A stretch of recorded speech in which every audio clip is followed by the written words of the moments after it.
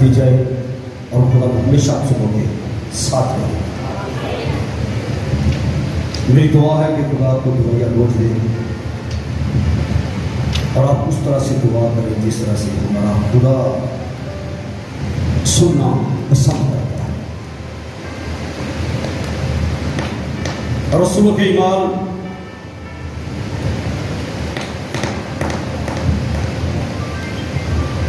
उसका नाम बाप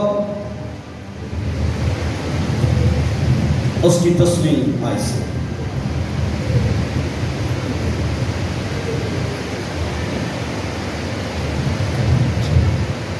लिखा दमिश्क में हननिया नाम एक शागिर्द था। उससे खुदा ने रोया में कहा कि ए हननिया, उसने कहा ए खुदा मैं हाजिर हूँ। खुदा ने उससे कहा उठ, उस कूचा में जा जो सैदा कहलाता है और यहूदा के घर में सौल नाम तरसी को पूछ ले, क्योंकि देख लो दुआ कर रहा है। सो क्रमिक हक के पड़े जाने पर खुदा उनकी बरकत है। यहाँ पर सौल का जिक्र किया गया है। जब खुदावंद उसे दमिश्क की राह पर मिला तो लिखा यीशु से उसकी मुलाकात हुई। जब उसने पूछा खुदावंद तू कौन है, तो उसने बताया मैं यीशु नासरी हूं। तो यीशु नासरी के साथ मुलाकात के बाद सौल की जिंदगी के अंदर जो सबसे पहला और बड़ा काम नजर आ रहा है वो क्या है कि हननिया को कहा गया कि यहूदा के घर में जा, वहां सौल है और सौल वहां पर क्या कर रहा है कि बोले दुआ कर रहा है। सबसे पहला काम जो सौल की जिंदगी में हमें नजर आता है मसीह से मुलाकात के बाद, वह उसकी जिंदगी में दुआ। अब ये जो लफ्ज हम दुआ बोलते हैं, इसे अगर सही बोलेंगे तो सही समझा जाएगा, अगर इसे दुरुस्त नहीं बोलेंगे तो ये सही समझा नहीं जाएगा। लफ्ज दुआ है या दुआ, पेश एन अल्फ दुआ। जब बोले दुआ नहीं दुआ, जो दुरुस्त लफ्ज है यानी उसकी अदायगी जो है वो दुरुस्त होनी चाहिए। बाज़ दफा हम जल्दी में दुआ की जगह दुआ बोल देते हैं, लेकिन दुआ लफ्ज नहीं, दुआ दुआई से बना है। लेकिन जो हम बोलते हैं, जो खुदा से बातें करते हैं, बाप से बातें करते हैं, तो दुआ नहीं वो दुआ है। क्या लफ्ज है? दुआ दुआ। तो यहां पर पौलुस जब तक यीशु से मुलाकात नहीं, एक यहूदी आलम का शागिर्द, लेकिन इसकी जिंदगी के अंदर दुआ वाला लफ्ज नजर नहीं आता। फरीसी फिरके से इसका वास्ता है, बिन्यामीन के कबीले का है, कौमियत इसकी रोमी है, और रूहानी तरबियत पाने के बावजूद दुआ वाली जिंदगी उसकी जिंदगी में ही है। लेकिन दुआया जिंदगी हमें कब नजर आई है? जब उसकी मुलाकात किससे हुई है? बोले मेरे साथ, यीशु से। याद रखिए, यीशु से मुलाकात के बाद ही इंसान सही तरह से दुआ करना सीखता है। जिसकी मुलाकात यीशु से नहीं, उसकी जिंदगी दुआया जिंदगी नहीं है। इसलिए यीशु से शख्सी मुलाकात, शख्सी रफ़ाक़त, उसके साथ रहना सिखाता है कि एक ईमानदार की जिंदगी किस तरह की जिंदगी होनी चाहिए थी। आमीन। ईमानदार की जिंदगी के अंदर सबसे पहला जो काम है वो क्या होना चाहिए? उसकी जिंदगी दुआ को दुआ करने वाला शख्स जिंदगी ही रूहानी जिंदगी है। इसलिए आज हमारे चर्च के नौजवानों ने जो यहाँ पर तालीमी सेमिनार रखा है, उसका मकसद ये है कि लोग सही तरह से दुआ करना सीखें। तो आज इस सेमिनार के अंदर जो शख्स ध्यान के साथ अपना वक्त खुदा के साथ गुजारेगा, मैं ईमान के साथ कहता हूं उसकी जिंदगी के अंदर आज सौर की तरह तब्दीली नजर आना शुरू हो जाएगी। आमीन। इसलिए जरूरी है हम जिस मकसद के लिए जमा हुए हैं उस मकसद को पहले सीखें और सीखने के बाद उसे करें। अगर मैं ये कहूं कि आप में से हर कोई दुआ करता है तो शायद ये गलत ना होगा, पर अगर मैं ये कहूं कि कलाम के मुताबिक जिस तरह खुदा बाप चाहता है, क्या हम उस तरह से दुआ करते हैं? तो आज सीखने के बाद आप फैसला करेंगे कि इससे पहले मैं इस तरह दुआ नहीं करता था जिस तरह कलाम खुदा मुझे सिखाता है, ऐसी दुआ जो कबूल हो। यीशु ने बड़े वाज़ेह अल्फाज में नाज़र की कब्र पे जाके कहा, ऐ बाप, मैं जानता हूं तू हमेशा मेरी सुनता है। अगर आप चाहते हैं हमेशा आपकी सुनी जाए तो फिर इन असूलों को अपनाना पड़ेगा जो किताबें मुकद्दस में है। आमीन जी। जो किताबें मुकद्दस हमें सिखाती है, अगर इन असूलों के मुताबिक आप काम करें तो मैं दावे के साथ कहता हूं यीशु के अल्फाज आपके अल्फाज होंगे। आमीन। यीशु के अल्फाज दुआ की तरफ से क्या है? ऐ बाप, मैं जानता हूं तू हमेशा मेरी हमेशा सुनता है। यीशु कोई ऐसी दुआ जो सुनी ना गई हो आप मुझे बता देते। ज़मीनी खिदमत के दौरान यीशु ने कोई दुआ मांगी हो और वो सुनी ना गई हो, बोलो जी नहीं। उसकी वजह क्या है कि यीशु उस तरह से दुआ करता था जिस तरह से वाकई ही आसमान से जवाब आता है। आमीन। मुकद्दस की किताब मेरे साथ निकाले एक जबरदस्त सोच है यहां पर। पांचवा बाब 7वीं आयत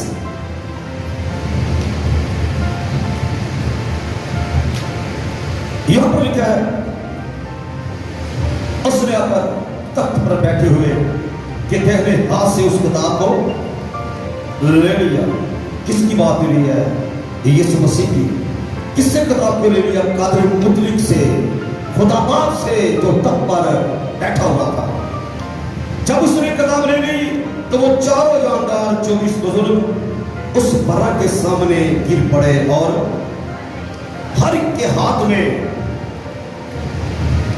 पर्वत और ऊंट से भरे हुए सोने के प्याले थे। हर एक के हाथ में ये क्या लिखा है कि ये मुकद्दसों की दुआएं हैं।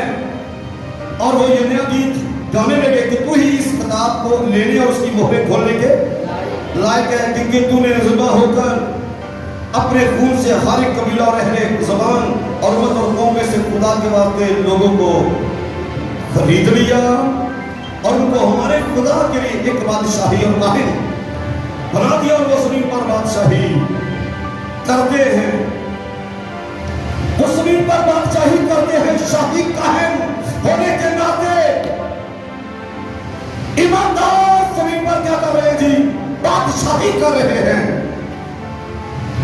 जब हम पुराने हक करते हैं तो हमें खरूज, एहबार, गिनती और इस्तिस्ना के अंदर कुर्बानियों का एक लंबा सिलसिला मिलता है।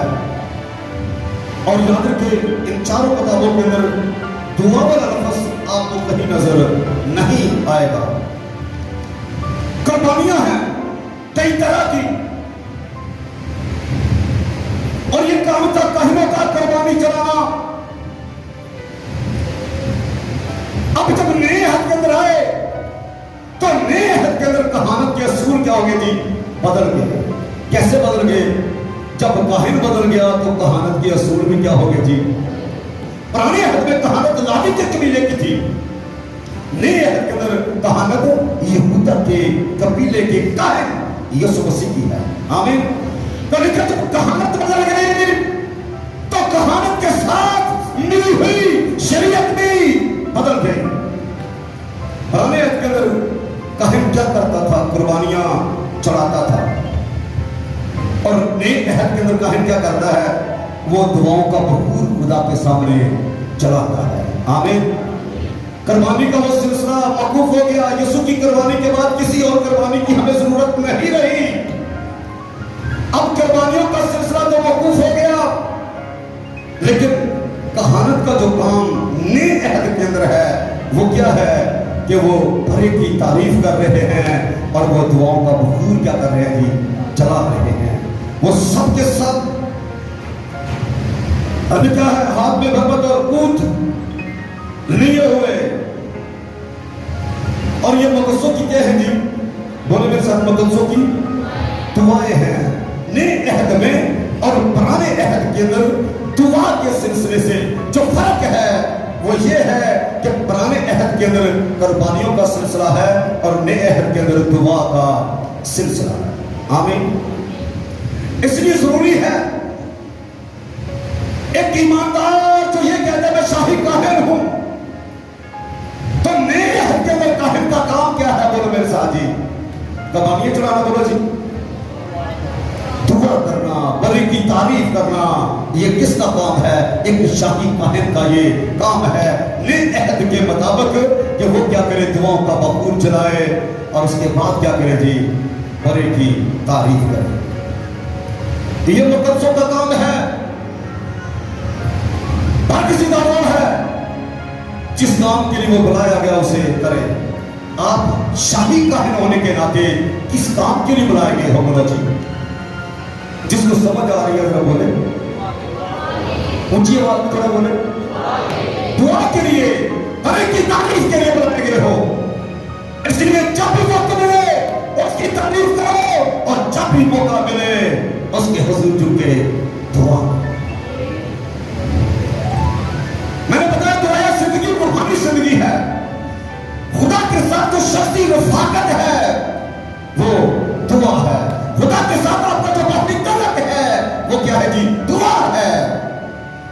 इसलिए एक ईमानदार की जिम्मेदारी है शाही काहिन होने के नाते कि वो क्या करेगी? काहिन क्या करता था? हर वक्त उसका काम क्या था? कुर्बानियां चढ़ाना। तो शाही काहिन का काम क्या है? हर वक्त दुआ करना और बड़े की तारीफ करना। आमीन। यूहन्ना को ये दिखाया गया, 24 बुजुर्ग दिखाए गए। 24 बुजुर्गों के तलक सुने, आदम से लेकर आखिरी ईमानदार तक जो मुकद्दसों का मर्तबा है उसको बुजुर्ग बोला जाता है। आमीन। 24 बुजुर्गों से बड़ा 5 तरह की तफसीरें करते हैं।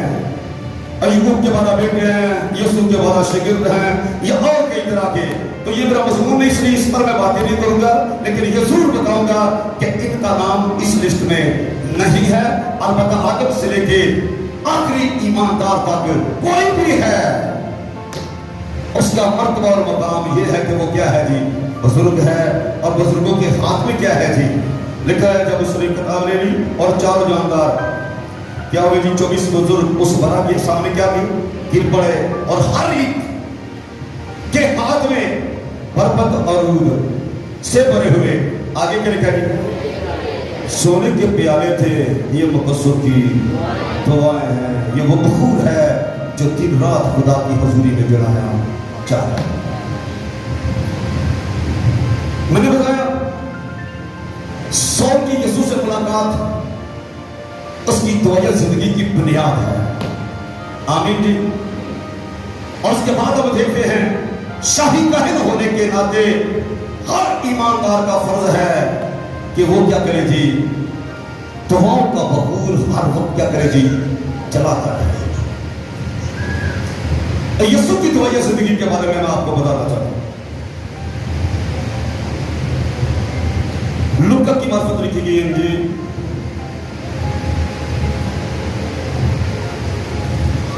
5वां बाब 15वीं आयत से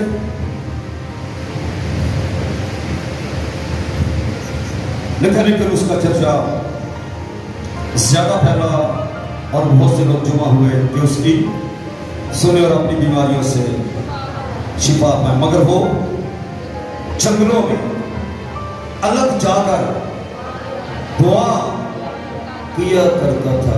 जब भी मौका मिलता, शायद दिन को तो नहीं, क्योंकि बहुत से बीमार उसके पास आते,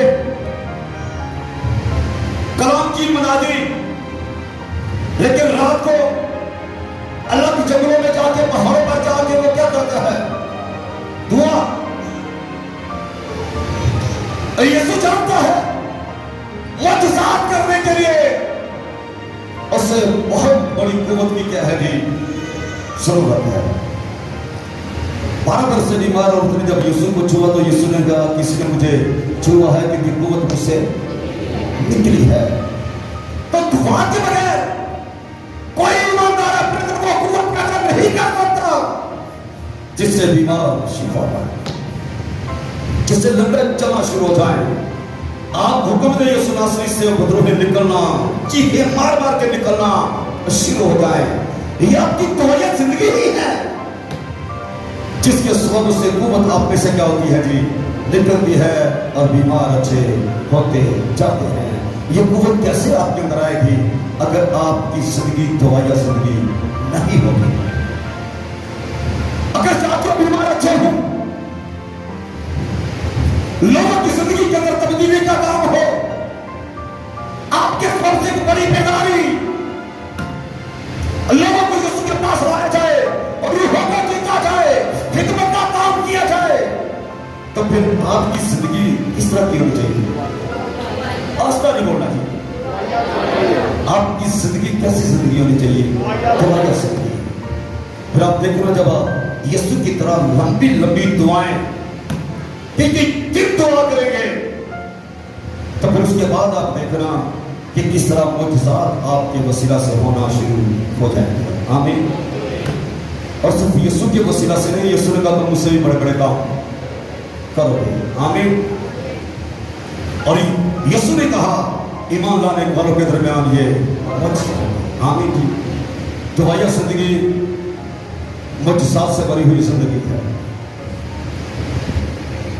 और अगर आपके अंदर बोझ है, किसी के लिए सोच है कि मैं दुआ करूं बीमार अच्छा हो जाए, मैं दुआ करूं और किसी घर में भूख खत्म हो जाए, कारोबारी मुश्किलात खत्म हो जाए, घरेलू नाचाकी खत्म हो जाए, अस्तवाज दुरुस्त हो जाए, बच्चे रूहानी बनना शुरू हो जाए, तो फिर आपको ये बोझ रखना पड़ेगा और आपको ये काम करना पड़ेगा कि आप अपना वक्त यीशु की तरह किस तरह गुजारें जी? दुआ। 1-1 मिनट, 2-2 मिनट, 10 मिनट की दुआ नहीं, यीशु की जिंदगी पूरी पूरी रात दुआ में, खामोशी में दुआ। क्योंकि जो कहीं रात दिन की दुआ होती है वो बोल भी नहीं की जा सकती। बोले जी, बोलते कितनी देर को दुआ कर सकता है? 1 घंटा, 2 घंटे, 3 घंटे। पर अगर आपने कई दिन दुआ में जाना है तो फिर आपको खामोशी में दुआ करनी पड़ेगी। पर खामोशी में दुआ करते वक्त काहिन के लिबास की तरह घंटी साथ साथ बजती रहे, यानी उसकी तारीफ के अल्फाज, हालेलुया के अल्फाज, खुदा तेरी शुक्रगुजारी हो, ये साथ साथ आपको बोलने पड़ेंगे ताकि घंटी साथ साथ बजती रहे, आप सो ना जाए, आपकी जो सोचे मुंतशर ना हो जाए, यानी आवारा ना हो जाए। बड़ा मुश्किल काम है सोचो को यकसुई देना चाहिए। बेशुमार लोगों का ये सवाल, बेशुमार लोगों की ये मुश्किलात, 15 मिनट के बाद हम बैठे तो दुआ में होते हैं पर पता नहीं कहां के कहां चले जाते हैं। शायद आप में से भी बात ऐसे हो, आप गौर करके देखना, 10 मिनट दुआ की है और 10 मिनट के बाद पता नहीं कहां के कहां चले गए। 15 मिनट दुआ बड़ा रूहानी है, घंटा दुआ की, उसके बाद लोग आपको बताते हैं, लोग दुआ करवाते इस काम के लिए। इसी से पता चलता है, खुद भी तजुर्बा है, दुआ में लोग घंटों घंटे दुआ नहीं कर सकते। अगर अपना वक्त घंटों घंटे खुदा की हुजूरी में नहीं गुजारेंगे, दुआ में नहीं गुजारेंगे, तो फिर ये समझो कि एक दो मुआजिज़ा तो हो जाएगा, लेकिन मुआजिज़ात की नियमत आपके पास नहीं आएगी। शिफा तो एक दो को हो जाएगी, पर शिफा की नियमत आपके पास नहीं होगी। अगर आप चाहते हैं शिफा पाने की लाइनें लग जाए, मुआजिज़ात की लाइनें लग जाए, तो फिर आपको अपना वक्त ज्यादा से ज्यादा कहां गुजारना है? बोलो जी, दुआ में वक्त गुजारने वाले क्या करते हैं जी? बेशुमार मुआजिज़ात करते हैं। यीशु जंगलों में, यीशु पहाड़ों पर अपना बहुत ज्यादा वक्त बेतहाशा दुआ, शागिर्दों ने भी यीशु को देखा दुआ करते हुए। यीशु दुआ कर रहा था पहाड़ के ऊपर, और उसका चेहरा सूरज की मांग चमकने लगा। उसकी पेशाब क्या हो गई थी? सफेद बर्फ की माने।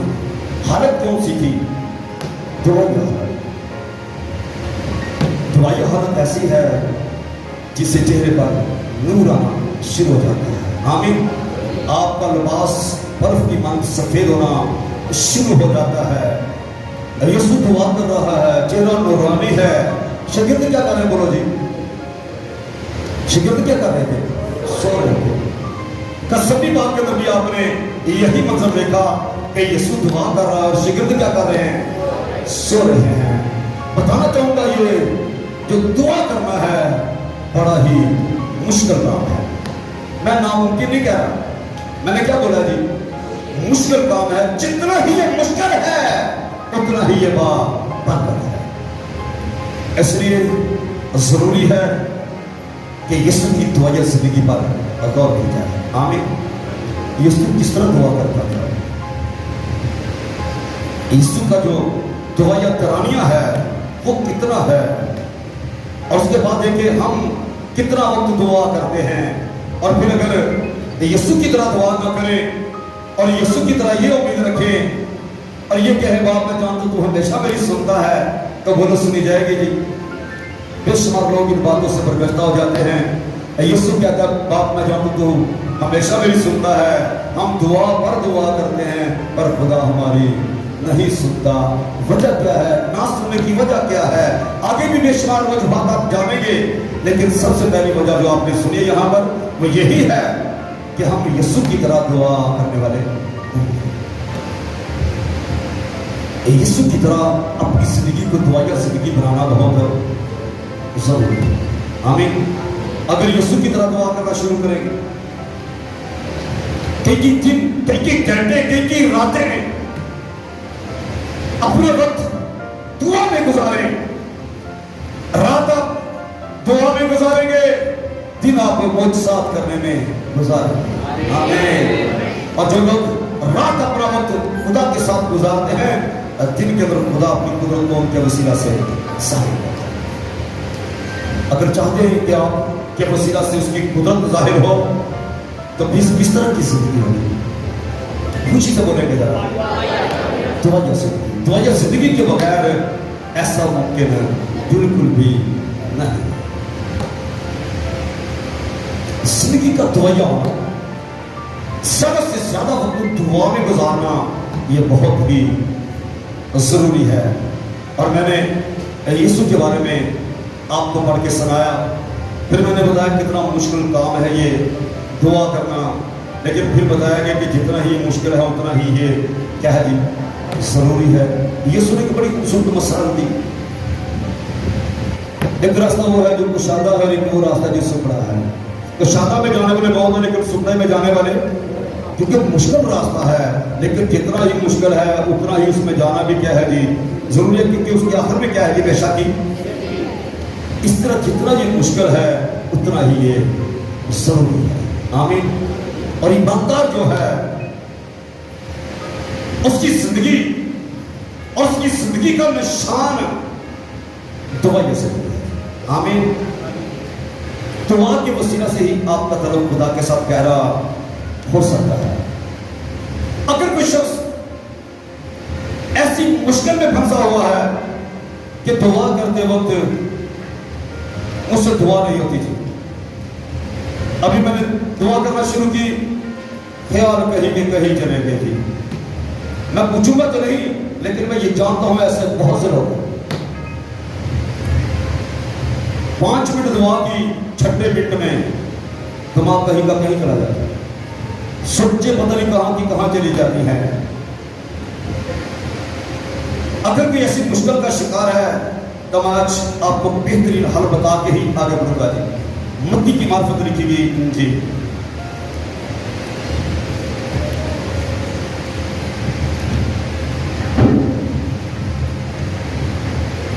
छठा बाब,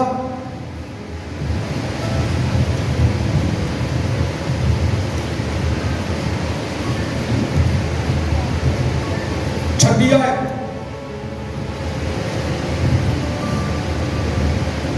क्या लिखा यहां पर? बाकी जब तू दुआ करे तो अपनी कुठड़ी में जा।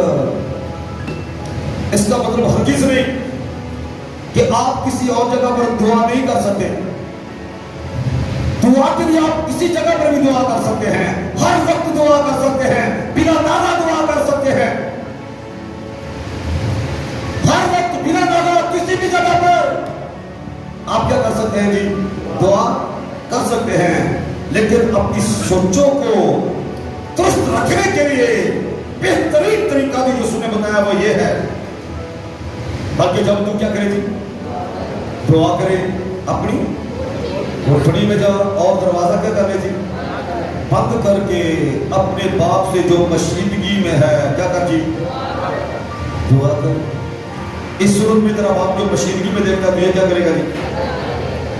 बदला बदला देगा। बल्कि जब तू दुआ करे कहां चला जा जी? गुठड़ी में चला जा, और गुठड़ी में जाके दरवाजा क्या कर दे जी? बंद कर दे। यदि जब तू कोठरी में जाएगा, अंधेरे में चला जाएगा, दुनिया से बाहर चला जाएगा, क्योंकि बाजों को आदत है एक लंबी लिस्ट लेके वो खुदा के सामने चले जाते हैं, फिर पापा के सुनाते हैं उसको, मुझे ये भी चाहिए, मुझे ये भी चाहिए।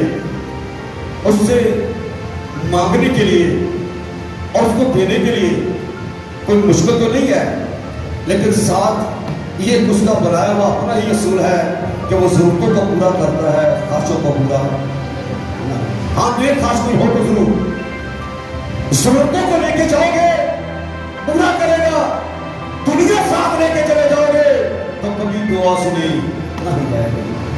लोग दुआ में जाते हैं लेकिन साथ ही सारी दुनिया को भी साथ ही ले जाते हैं। मुझे ये भी चाहिए, मैंने ये भी करना है, मैंने वो भी करना है। हाँ, अगर तेरी जरूरत बड़ी से बड़ी है तो जरूर तू खुदा के सामने रख, पर अगर तेरी ख्वाहिश है, अगर तेरी ऐसी शर्त है तो वो ऐसी शर्त के लिए कभी भी नहीं देता।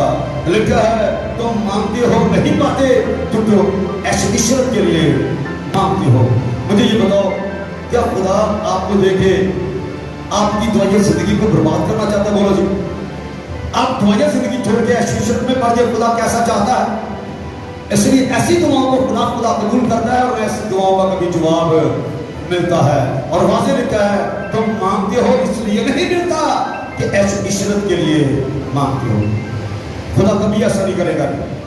आप जब भी दुआ में जाएं, एक आप हूं दुआ करने वाले हूं, और दूसरा कब हो जी? दुआ सुनने वाला।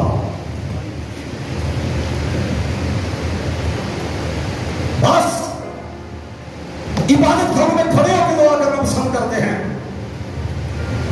उसकी वजह पीछे क्या है? ताकि लोग उनको देखें। यीशु कहता है मैं तुमसे कहता हूं अपना जर पा चुके। खड़े होकर दुआ करना गुनाह की बात नहीं, ये तो रूहानी असूल है। घुटनों के बाद होकर खड़े होकर दुआ करना, पर लोग उसे देखें, ये कोई रूहानी असूल नहीं है। आपने देखा इबादत के बाद बाज लोग इस बात से लड़ना शुरू हो जाते हैं, आपने में दुआ का मौका नहीं दिया। क्यों? इसलिए लड़ना शुरू हो जाते हैं कि लोगों ने उनको देखा नहीं, हालांकि अभी भी मौका मिला था। सब दुआ करें, बोले जी, मिला के नहीं? सब दुआ करें जी, सब दुआ करें, मौका मिला था। जो रूहानी लोग हैं वो तो दुआ करेंगे, वो तो जानते हैं कि मैं दुआ करने और आसमानी बाप मेरी सुनने वाला है, पर ये जो सुनामी है कि लोग उनको देखें वो कभी इस असूल को मानते नहीं है। हालांकि हर इबादत में एक बार कहा जाता है और ये सब दुआ करेंगे। रूहानी सोचे हो तो रूहानी सोचों के साथ करो ना दुआ। सुनने वाला मौजूद है कि नहीं, बोलो जी। सुनने वाला मौजूद है, करने वाला भी मौजूद है, तीसरी तो कोई बात ही नहीं है। पर लोग नहीं ना देखेंगे, समझ आ रही कि नहीं, ताकि लोग उनको देखें। जो ये चाहते हैं लोग उनको देखें, वो इन बातों से अक्सर नाराज हो जाते हैं। और ऐसे लोगों के बारे में मैं वाज़ेह आपको बताता हूँ, कभी रूहानी नहीं बन सकते जिनकी यह सोच है कि लोग उनको देखें। हाँ, हमारी सोच ये होनी चाहिए, एक मैं हूँ दुआ करने वाला और एक दूसरा हो दुआ को सुनने वाला। अपनी कोठरी में जा और दरवाजा बंद कर ले, कोई ना सुने, वो सुने जिसको तू सुना रहा है। पर ऐसी सोच तो वो रखेगा ना जो उसके सामने करता है। जो लोगों के सामने कर रहा है वो कभी भी ऐसी सोच बना नहीं सकता। जब भी दुआ करो तो दुआ में इस बात को कभी ना भूलो कि सुनने वाला मौजूद है। सुनने वाला क्या है जी? लेकिन खुदावंद के पास आने वाले को ईमान लाना चाहिए। वो क्या है जी? आप जब भी दुआ करें, सबसे पहली बात आप इस सोच के अंदर ये बात पक्की हो कि सुनने वाला मौजूद है। सुनने वाला क्या है जी? मौजूद है। वो हर जगह क्या है जी? मौजूद है। सुनने वाला मौजूद है, करने वाला भी मौजूद है। तो जवाब में कौन सी मुश्किल होगी, बोलो जी? पर अगर इन असूलों को बनाओगे, जब तू दुआ करे कहां चला जा, बोलो जी? कोठरी में। बेशक जंगलों में ना जा, पहाड़ों पर ना जा, पर कोठरी में चला जा। वहां जाके क्या कर? दरवाजा, दुनिया वाली सोचों का दरवाजा क्या कर देगी? बंद कर दे। और रूहानी सोचों वाला दरवाजा खोल दे। रूहानी सोचे क्या है? ये रूहानी सोच है कि मैं दुआ मांगने वाला और जवाब देने वाला। बोलो कि तीसरे किसी की जरूरत है? आप अगर शख्सी दुआ करें तो इस माहौल के अंदर करें। एक दुआ सुनने वाला और एक दुआ करने वाला। आमीन जी। किसी और की जरूरत है, बोलो जी? ऊंची आवाज में बोलो। नहीं। अब अगली बात के साथ भी सुन लेंगे। सातवीं में क्या लिखा जी? और दुआ करते हो गैर कौमों के लोगों की तरह क्या लिखा जी? बात क्योंकि वो समझते हैं कि हमारे बहुत बोलने से हमारी सुनी जाएगी। बात एक दुआ कर रहा है जमीन पर, एक इंसान दुआ कर रहा है और यीशु की तरफ से क्या कह रहा है, बोलो जी? बोलो ना जी। बात एक बात को बार बार करना, एक ही दुआ में एक ही जुमला बार बार, दुआ को लंबा करने के लिए एक ही जुमला बार बार, एक ही लफ्ज बार बार। मुझे ये बताओ, अगर हम एक बार बात को करें तो उसका काम तो भारी है, बोलो ना जी? जरा क्लियर होकर बोलो ना, उसका काम भारी है। क्या हम एक ही बात को बार बार करें? एक ही बार आपने जो कहा उसने सुन लिया, बाकी जो बार बार करेंगे, बोले ना जी उसको क्या बोलता है वो? बात। तो अपनी दुआ को लंबा करने के लिए एक ही जुमले को बार बार बोलना यीशु की नजर में बकबक है। ये कोई और ऐसा करे तो करे, एक मुस्लिम को कभी ऐसा नहीं करना चाहिए। उसकी वजह क्या है कि आप दुआ मांगते हैं और वो दुआ सुनता है। अभी तो बोल भी ना लेगा, पूरा बोलेगा भी ना तो मैं तेरी, वो तो कहते हैं पूरा भी ना बोलेगा तो मैं तेरी सुन लूंगा। क्यों? क्योंकि वो दिलों और मुर्दों का छाछ हुआ है। इसलिए गैर कौमों की लोगों की तरह लिखा है, बात ना करो, क्योंकि वो समझता हमारे बहुत बोलने से हमारी क्या होगी जी? सुनी जाएगी। ये कोई रूहानी असूल नहीं है, ये दुआ नहीं, ये दुआ या जिंदगी नहीं, ये बात के सिवा और कुछ भी नहीं है। लेकिन साथ ही ये बात कभी ना भूले कि ये भी यीशु ने कहा, मांगोगे तो तुमको, मांगोगे तो दिया जाएगा। बस दुआ ही नहीं करते थे। उनको पूछो तो बड़ी शेखी से बताते हैं, वो हमारे मांगने से पहले जानता है हम किन किन चीजों के मुहताज है, इसमें कोई शक नहीं, मांगने से पहले जानता है। पर जो मांगने से पहले जानता है वही कह रहा है, मांगोगे तो दिया जाएगा, ढूंढोगे तो खटखटाओ तो तुम्हारे वास्ते खोला जाएगा। दरवाजे के बाहर खड़े रहो जी, बोलो जी, दरवाजा खुल जाएगा। उसके लिए सुर बनाया गया है, बताना मिलने के लिए क्या सुर बनाया गया है? मांगना। मांगो तो तुमको दिया जाएगा, खटखटाओगे तुम्हारे वास्ते, ढूंढोगे तो चीज मौजूद है, ढूंढना नहीं मिलेगी। बोलो जी, तो चीज घर में है, मिलने ही नहीं, उसे क्या करो जी, ढूंढो। असूल है, एक ही बात को 3 बार करके इसकी गहराई को बयान किया गया है। बात एक ही है, मांगोगे तुमको, तो बात एक ही है, ढूंढोगे तो बात एक ही है, खटखटाओगे तुम्हारे वास्ते। लेकिन 3 तरह से इसलिए समझाया गया है, शायद बातों को एक तरह से समझ नहीं आती। 3 तरह से समझाया गया है, खटखटाने के बगैर खुलता नहीं, ढूंढने के बगैर मिलता नहीं, और इसी तरह मांगने के बगैर मिलता नहीं। ये यीशु का बनाया हुआ एक रूहानी असूल है। मांगो तो तुमको मांगना चाहिए कि नहीं? बोला जी, मांगने से पहले वो जानता है कि नहीं? जानता है, तो भी यीशु ने असूल बनाया है, मांगो तो तुमको दिया।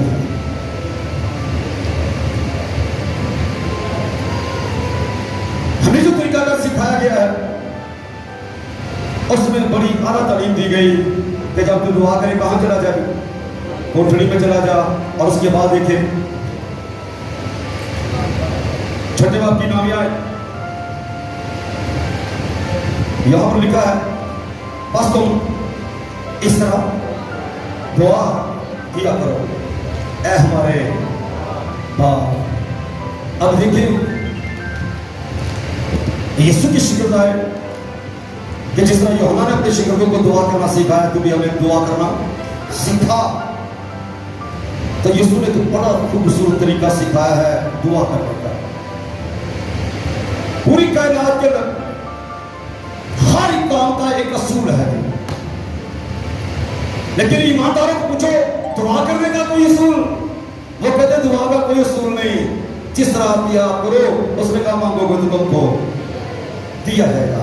लेकिन याद रखो, जिस तरह बाकी सारे कामों का असूल है, इस तरह दुआ करने का यीशु ने बेहतरीन असूल सिखाया है, और कोशिश करें कि इस असूल के मुताबिक आप दुआ करें। बस तुम क्या करो जी, इस तरह दुआ किया करो, ऐ हमारे तू जो आसमान पर है, तेरा नाम पाक माना जाए, तेरी बादशाही है। पहले ही हिस्से के अंदर उसे बाप के पुकारना बड़ा जरूरी है। आप जब दुआ करते हैं, अभी आप 5-6 लोगों को खड़ा करो और कहो जी आप दुआ करें, चल कोई होगा जो बाप कह के दुआ करेगा, नहीं तो लोग खुदावंद कह के, रब कह के, परवरदिगार कह के, और कई तरह के लफ्ज बोल के उससे क्या करते हैं जी, दुआ करते।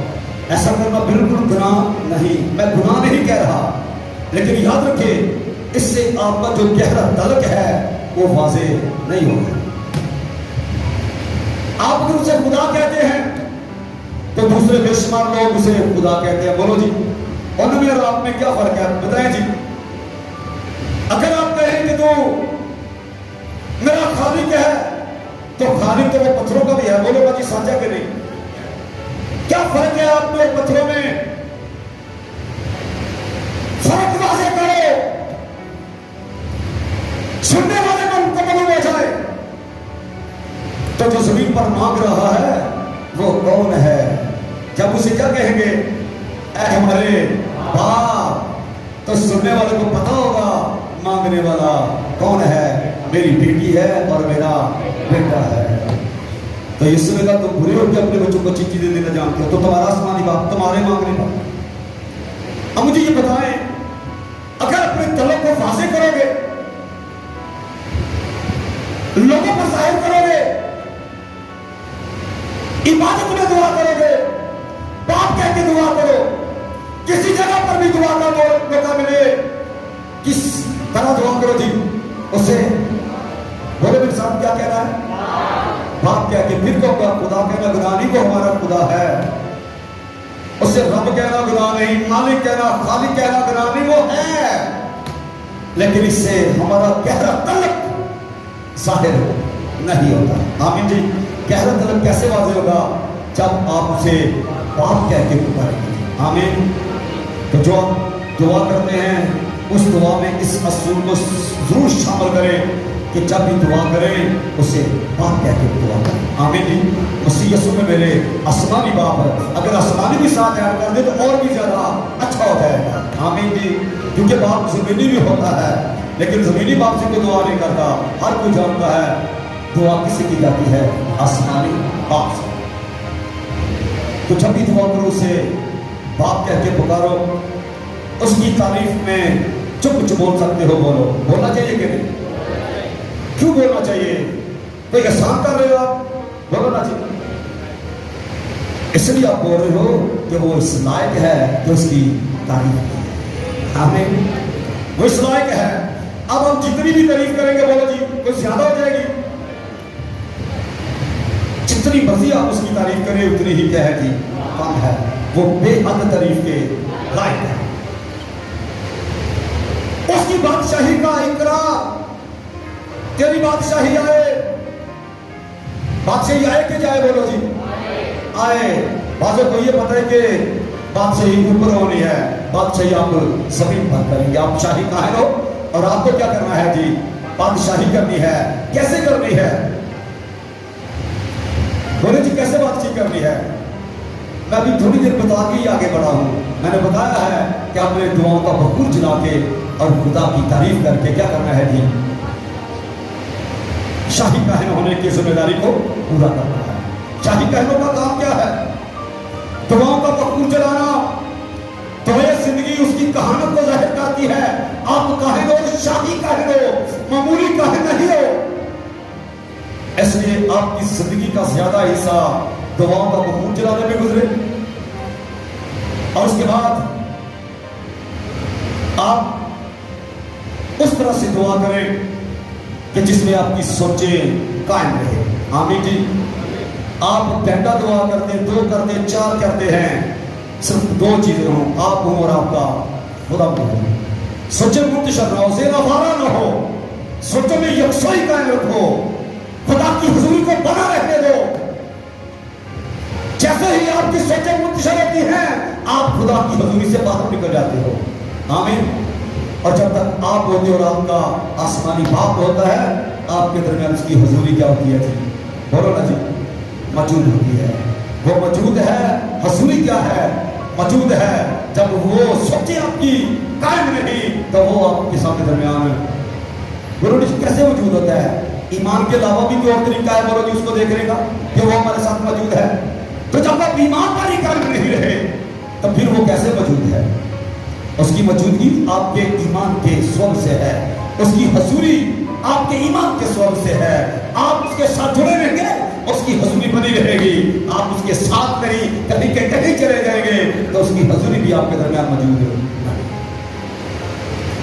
अब भी याद रखो, जितने यहां बैठे हैं, अगर यहां पर मौजूद हो, इन बातों पर ध्यान है, तो खुदा की हुजूरी आपके दरमियान मौजूद है।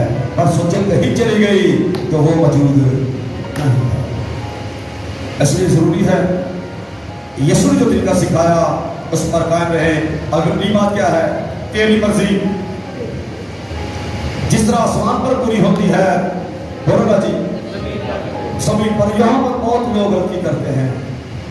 हमारा तरीका कार ये है, मैं ये चाहता हूं, बोलो जी, हमारी दुआओं का 80% हिस्सा ये होता है, दुआ करते वक्त मैं ये चाहती हूं, खुदा मैं ये चाहता हूं।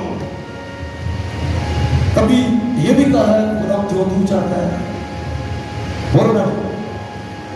अपनी दुआओं में जरा गौर करें कि ये हिस्सा है।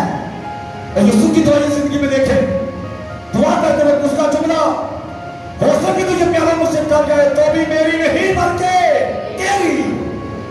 दुआ हर रोज बार बार पढ़ते हैं। जिस तरह तेरी मर्जी आसमान पर पूरी होती है, उस तरह क्या होगी? जमीन पर हो, उसके बावजूद अपनी दुआ के अंदर ये जुमला बार बार बोला जाता है कि मैं ऐसा चाहता हूं, मेरे बाबू छेती आ, अभी जवाब दे। अगर आप उसकी मर्जी के मुताबिक दुआ मांगेंगे, जवाब में कोई देर नहीं होगी, पर अगर अपनी मर्जी से दुआ मांगोगे तो दुआ का जवाब कभी भी नहीं आएगा। ये सब बोलने ना सीखे, इसे समझो जरा। जिस तरह तेरी मर्जी कहां पूरी होती है जी? आसमान पर पूरी होती है, उसी तरह कहां पर हो जी? यदि जमीन पर मेरी जिंदगी में भी वैसी पूरी हो तो दुआ करते वक्त इस बात को कभी ना भूलना कि जब आप दुआ मांगते हैं तो जरूर ये कहें कि मेरी नहीं, बल्कि अगर तेरी ये मर्जी है तो। अब आप हैरान होंगे, मैं ऐसी बात आपको बताने वाला हूं कि बात तो ऐसा होता है जो बात खुदा की मर्जी की नहीं होती, खुदा वो भी कर देता है, और आप इस बात से हैरान होंगे।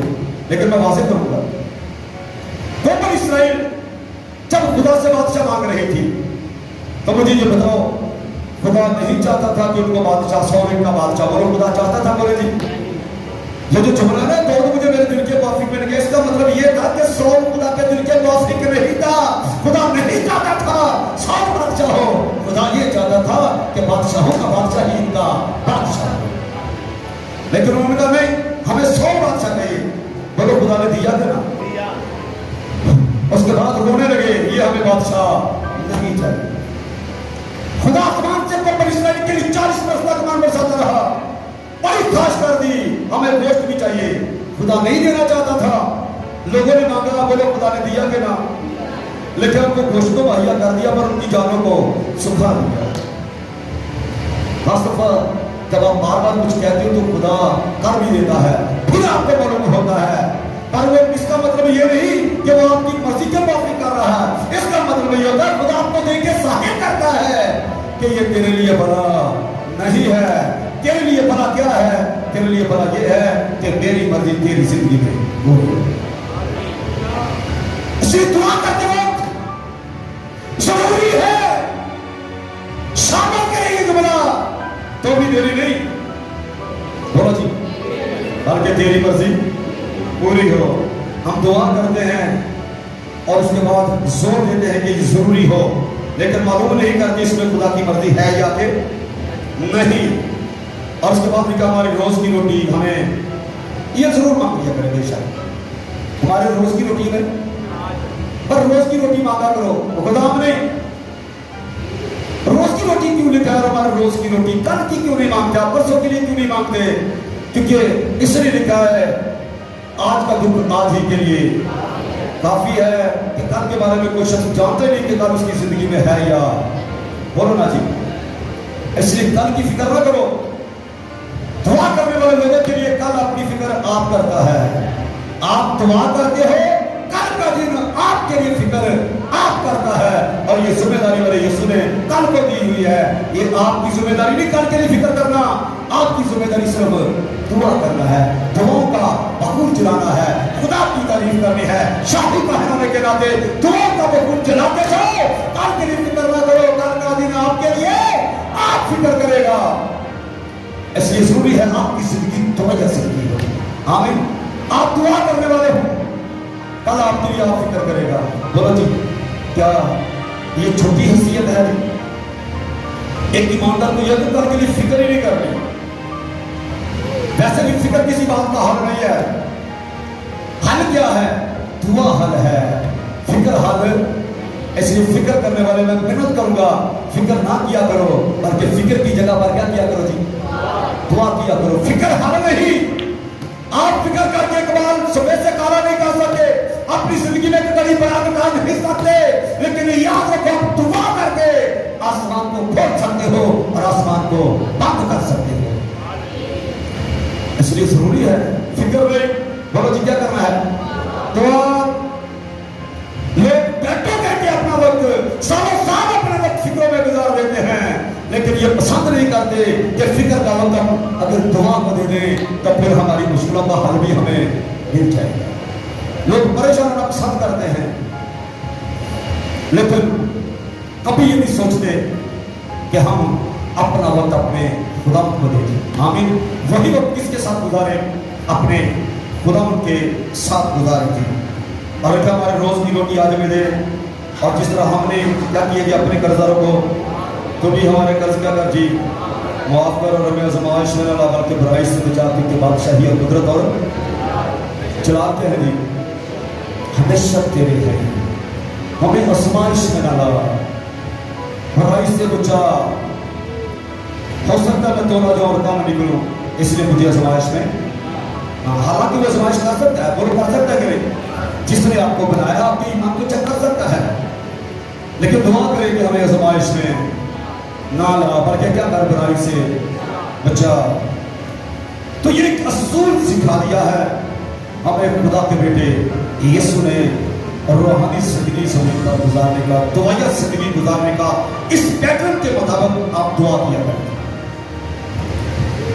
पांच लोगों का ये कहना है हमें दुआ रबानी नहीं पढ़नी चाहिए, क्योंकि ये तो लिखा तुम इस तरह दुआ किया करो, ये तो तरीकाकार है, ये तो पैटर्न है, ये नक्शा है। मुझे ये बताओ, अगर नक्शा जेल में ना हो हमारा ठीक बनेगी? बोलो जी।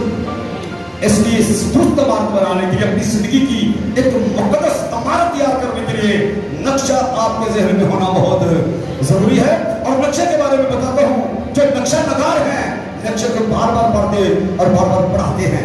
आमीन। इसलिए इस पैटर्न को पढ़ा करो और लोगों को पढ़ाया करो। जब भी दुआ करो कहो, ऐ हमारे तू जो आसमान पर है, तेरा नाम पाक, तेरी बादशाही है, तेरी मर्जी जिस तरह आसमान पर पूरी होती है जमीन पर भी हो। हमारे रोज की रोटी आज हमें दी, और जिस तरह हमने अपने कर्जदारों को माफ किया है तो भी हमारे कर्ज में, और हमें आजमाइश में बाकी बुराई से बचा, क्योंकि बादशाही और कुदरत और जलाल। माफी के साथ कहूंगा, बास ऐसे भी हैं, शायद आप में कोई ना हो, पर बास ऐसे भी हैं दुरुस्त दुआ रबानी भी नहीं पढ़ते हो, दुआ रबानी भी गलत पढ़ते हैं। ऐसी कोशिश करें, इस तरीके को दुरुस्त तरीके से याद करें। ये पैटर्न आपके सामने आना चाहिए, आप पढ़ते और पढ़ाते रहें, ताकि जिंदगी की जो रूहानी इमारत है इस नक्शे के मुताबिक तैयार करें। आमीन। आज मैंने बताया कि दुआओं का जवाब क्यों नहीं मिलता। जब नक्शे के मुताबिक इमारत ही नहीं होगी तब बोलो जी तुम्हारे मांगने का असूल ही दुरुस्त नहीं होगा तो दुआ सुनी जाएगी? बोले जी। कोठरी में जाके दुआ नहीं करेंगे, दुआ सुनी जाएगी। बाकी करते रहेंगे, दुआ सुनी जाएगी?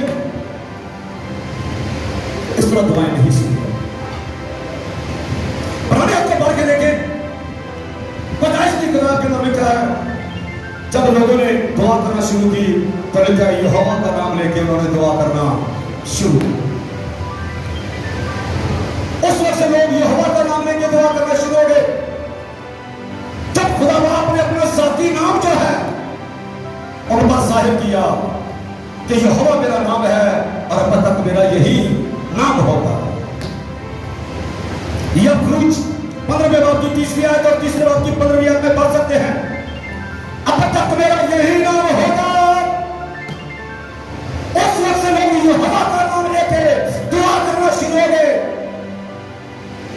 और उसके बाद मैंने बताया अगली 4 किताबों के अंदर आपको दुआ वाला लफ्ज़ बहुत कम मिलेगा। उसके बाद आप यीशुआ की किताब को पढ़ते हैं तो वहां पर आपको पता चलेगा कि यीशुआ जो है, बुजुर्ग मूसा जो है, दुआ करने वाले लोग थे। मरियम की दुआ की, कोड़ी हो गई थी, पाप हो गई थी। यीशुआ उसका शागिर्द, लेकिन बुजुर्ग मूसा तो हिम्मत से बाहर निकल जाता था, पर यीशुआ खुदा की हुजूरी में ही रहता था। आमीन। बहुत ज्यादा वक्त उसने खुदा की हुजूरी में गुजारा। और आप उसकी जिंदगी पर गौर करें, छोटा सा खादम था लेकिन तो बड़ी कौम का रहनुमा बन गया। उसकी वजह क्या थी?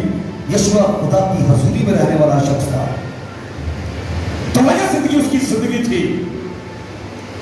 उसके बाद आप पूरी किताबें मुकद्दस को पढ़े, कसाब को पढ़ लें, अरूद को पढ़ लें, पहला समुएल पढ़ लें, पहली सलातीन पढ़ लें, आप पढ़ते जाए मलाइकी तक आपको दुआ करने वाले लोग मिलेंगे। और साथ साथ ही आपको मिलेगा किसी की दुआ सुनी गई और किसी की दुआ ना सुनी गई। पुराने हैं कितने तो आप सुनी गई, किसी की नहीं सुनी गई। लेकिन नियत में फर्क है। नियत में क्या फर्क है? ऐसा हो ही नहीं सकता कि किसी की दुआ सुनी ना जाए। अब मैं उस तरह पढ़ने लगा हूं जी। यीशु ने जब कहा है, ऐ बाप मैं जानता तू हमेशा मेरी सुनता है, जब यीशु की हर दुआ सुनी गई तो ये कैसे हो सकता है कि मेरी और आपकी हर दुआ ना सुनी जाए? तो शक्ति की वो सुनो को कायम रखे, ये यीशु ने कायम रखे। ऐसा इस तरफ भी पढ़ते हैं, रोमियो निकाले मेरे साथ। दुआ क्यों नहीं सुनी जाती?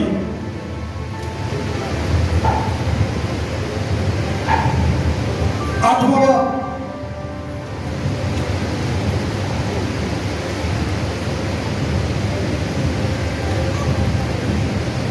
26वीं है।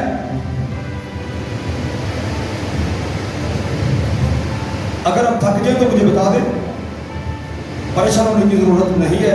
और जितनी देर आप ध्यान से सुन जाते हैं मैं सुनाता रहूंगा। मैं आपको 10 घंटे भी सुना सकता हूं, याद रखिए, यही खड़ा खड़ा।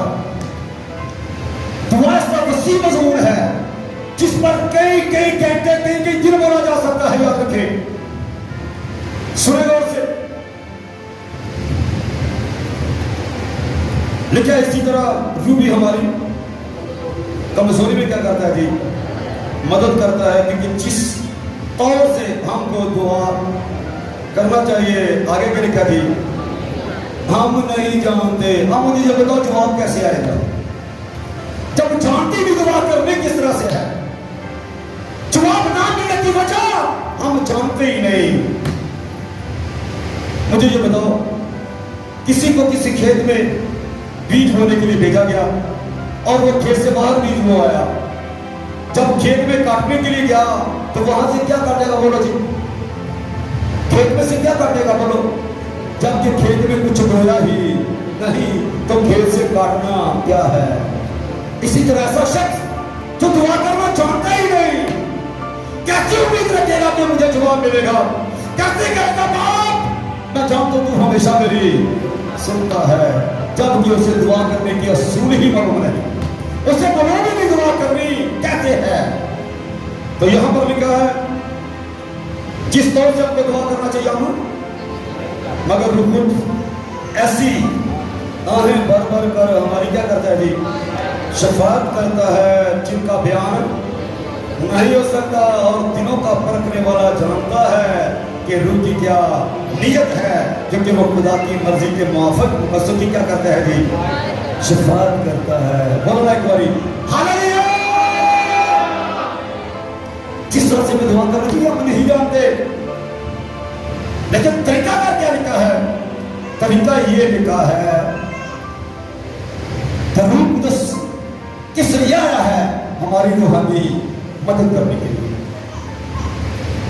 अब यहां पर ये बात वाज़ेह होगी कि जिसको रूह कुदस का बपतिस्मा ही नहीं हुआ वो कैसे रूह में दुआ कर सकता? बोले रूह कुदस का बपतिस्मा होना बहुत जरूरी है, क्योंकि जिस तौर से हमको दुआ करना चाहिए हम नहीं जानते। रूह खुद हमारी रूह के साथ मिलकर, रूह कुदस इंसानी रूह के साथ मिलकर क्या करता है जी? दुआ करता है। अब मुझे ये बताओ, जिस तरह से मुझे दुआ करना चाहिए वो तो नहीं मैं जानता, पर रूह कुदस जानता है कि नहीं सुनने वाले की क्या बात है? बोलो ना जी। रूह कुदस जानता है। जब आप रूह कुदस का बपतिस्मा पाएंगे, आप रूह में दुआ करना शुरू हो जाएंगे, तो फिर जब खुदा की मर्जी के मुआफिक दुआ की जाएगी, जवाब आएगा कि नहीं? बोलो ऊंची आवाज में बोलो जी। जिस तरह जवाब आना चाहिए वैसे बोलो, जवाब आएगा कि नहीं आएगा? तो सबसे पहले अपने तरीकेकार को ठीक करें, वैसे दुआ करें जैसे करनी चाहिए, जैसे सुनने वाले की मर्जी है। हम दुआ करते हैं पर अपनी मर्जी से करते हैं, मुझे ये चाहिए, मैं ये चाहता हूं, ऐसा कर दे। लेकिन अपनी दुआओं में शामिल कर दे, मैं जो मैं चाहता हूं वो नहीं, बल्कि जो तू चाहता है वो होना चाहिए। आमीन। तो यहाँ पर रूह कुदस हमारी रूह के साथ मिलकर ऐसी आहें भर भर की शिकायत करता है, जिस तरह सुनने वाले की नियत और मर्जी है, क्योंकि वो खुदा की मर्जी के मुआफिक मकसद की शिकायत करता है। कुदस ये काम कर सकता है। हम बेशक नहीं कर सकते, लेकिन उसने मौदा रूह आपको दिया है। मौदा का मतलब किसका पर्दा किया हुआ है, रूह कुदस का पर्दा किया गया, उसने वो रूह आपको दिया है। आमीन। इसीलिए दिया है। अब कभी ऐसा न हो कि एक ईमानदार कहे मेरी दुआ सुनी नहीं जाती, वो ईमानदार और ये कहे मेरी दुआ नहीं सुनी जाती। जिस साल के यीशु का ईमान लाने वालों के दरमियान क्या होंगे जी, वो चीजें होंगे। वो बीमारों पर हाथ रखेंगे तो बीमार अच्छे होंगे, बीमार अच्छे होने चाहिए। क्यों नहीं होते? वजह यह है कि उसकी मर्जी के मुताबिक शफाअत नहीं की जाती। इसलिए सबसे पहली मदद रूह कुदस है। आमीन।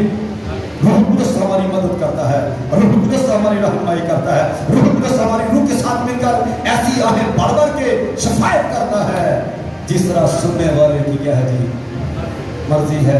जब दुआ उसकी मर्जी से की जाएगी तो जवाब आपकी मर्जी से आएगा। एक बार मुश्किल ये कि हम दुआ तो करते हैं लेकिन उसकी मर्जी के मुताबिक नहीं, अपनी मर्जी के मुताबिक करते हैं, उसके बाद जवाब नहीं आता।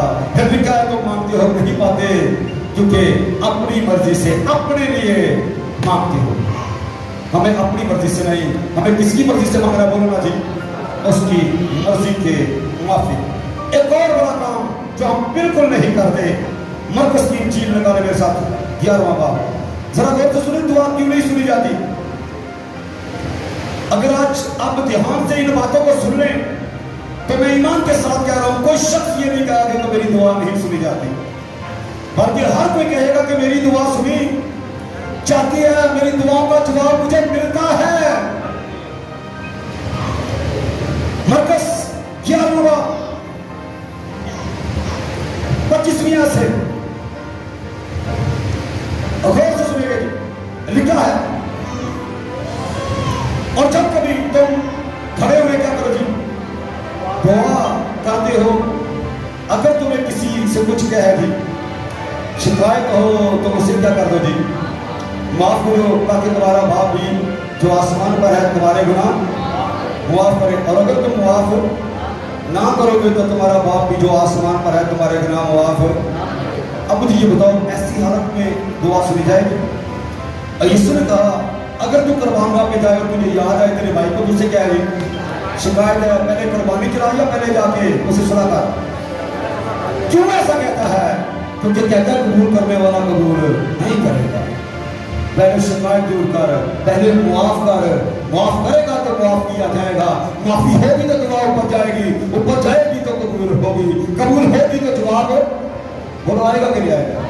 आप ही बोल दो आएगा कि नहीं आएगा। हमारे दिल बात बड़े सख्त हो जाते हैं, फराम की तरह हम अपने दिल को सख्त कर लेते हैं और कभी किसी को माफ नहीं करते, हर एक के गुनाह को दिल में रखते उन्हें याद करते रहते हैं।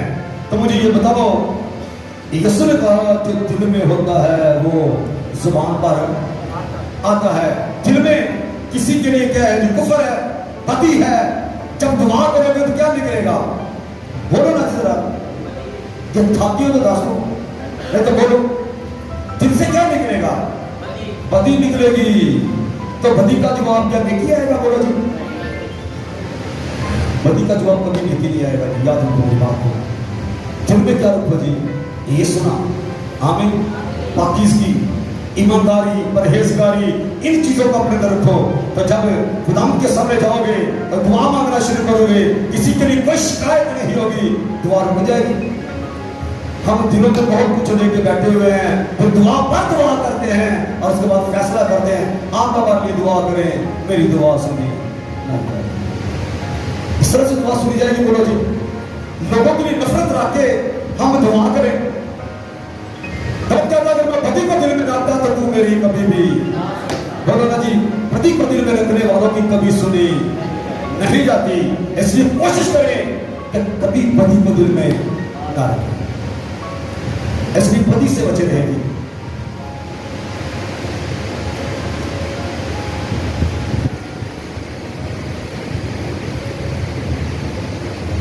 तो यहां पर लिखा जब तू दुआ के लिए खड़ा हो तुझे याद आए कि किसी किसी के लिए कुछ शिकायत तेरे दिल में है, उसे फौरी तौर पर क्या कर देनी? बोलो ना जी, माफ कर दे। दुआ का दूसरा असूल ये मैंने बताया है, उसे क्या कर दो जी? माफ करना चाहिए कि नहीं? वैसे कि दिल में कुछ रखना चाहिए, माफ कर देना चाहिए। आप माफ करोगे तो तुम्हारा आसमानी बाप भी तुमको क्या करेगा जी? माफ करेगा। जब तुम्हारी माफी हो जाएगी तब फिर आपकी दुआ सुनी जाएगी। दुआ जब नहीं सुनी जाती तो उसकी वजह ही ये है। और साथ अगर दिल में शक रख लेते हैं, बोलो ना जी, निकल वैसा पूरा जी को कहा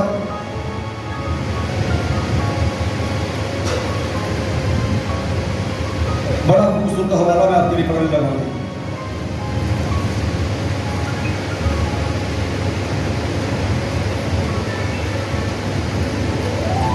यकूब का काम था, पहला बाब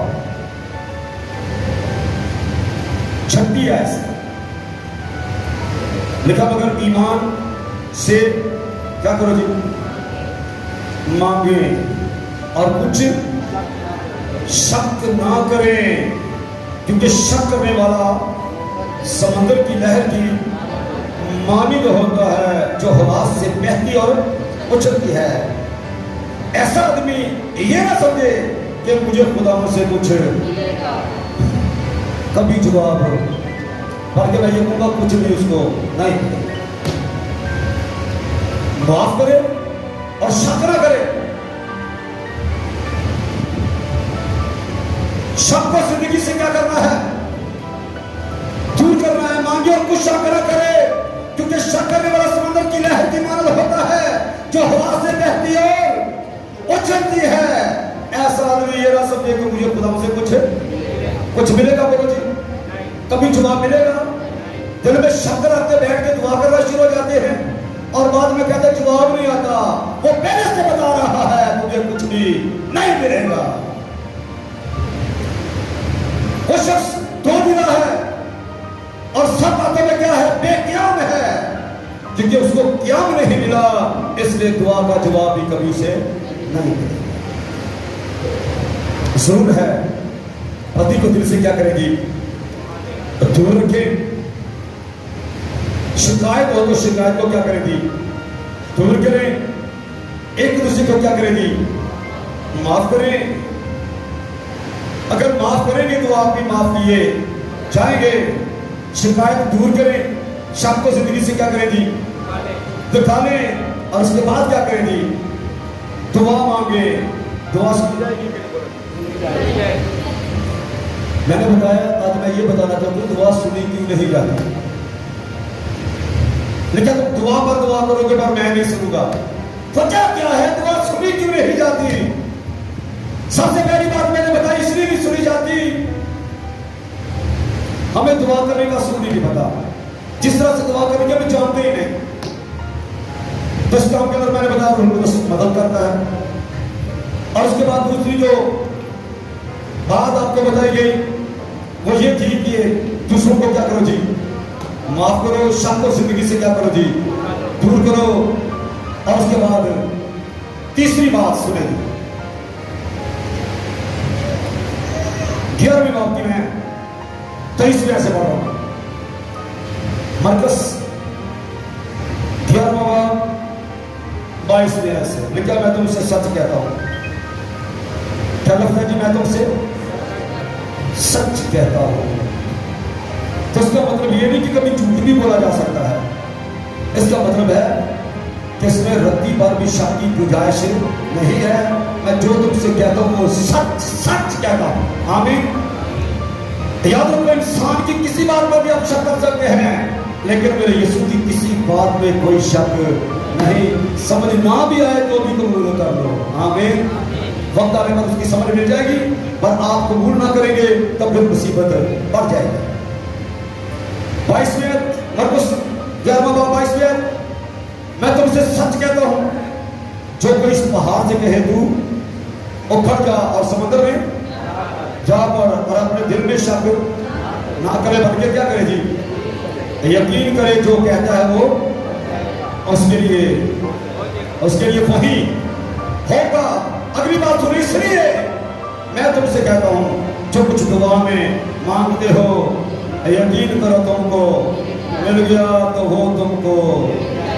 अगर यकीन करोगे तो मिल गया तो मिल जाएगा, यकीन नहीं करोगे कभी नहीं मिलेगा। हम दुआ मांगते हैं और फिर भी ये बात आती है ये तो बहुत बड़ी चीज मैंने मांग ली, शायद वो दे के ना दे। मैंने पहले बताया कि जरूरत है तो जरूर जरूरतों को पूरे करेगा। आमीन। नेक आशा तो उसे जरूर पूरा करेगा। उसके पास किसी चीज की कमी नहीं है। बड़ी मांगो या छोटी चीज मांगो, पर शक से ना मांगो, ईमान से मांगो। आमीन। लोगों को माफ करके मांगो, शिकायतें दूर करके मांगो, शक दूर करके मांगो। जिस तरह से दुआ करनी चाहिए उस तरह से दुआ करके मांगो। क्या होगा जी? बोलो ना जी। जरूर। मैं तुमसे सच कहता हूं, पहाड़ों को ऊपर जा तो ऊपर जाएगा, समुद्र में जा पड़ेगा। अगर दिल में शक ना करे बल्कि यकीन करे जो कहता है वो हो जाएगा। ये ईमान वाली दुआ है, बड़े ईमान वाली दुआ।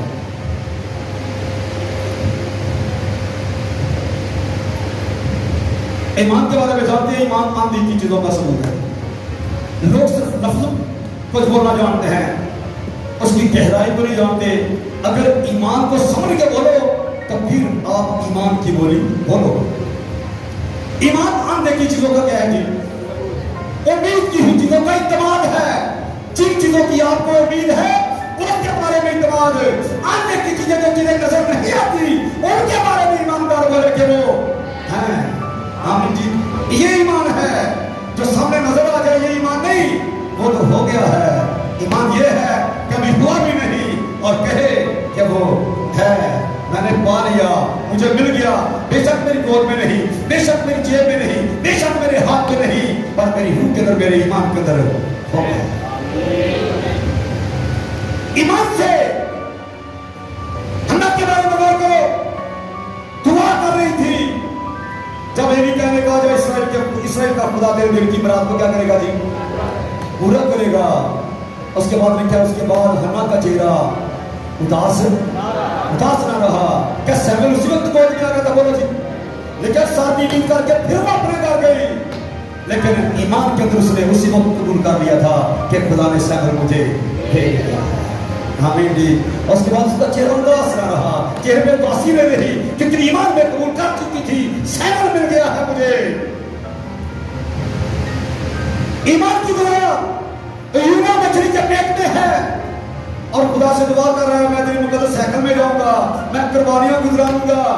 था कहां? बोलो जी। मछली के पेट में। पर ईमान था से दुआ कर रहा, ईमान से कि मैं जरूर बाहर निकलूंगा, मैं हैकल में भी जाऊंगा, मैं कुर्बानियां भी चढ़ाऊंगा और मैं शुक्रगुजारी भी करूंगा। है कहां? मछली के पेट में। यह है ईमान की दुआ।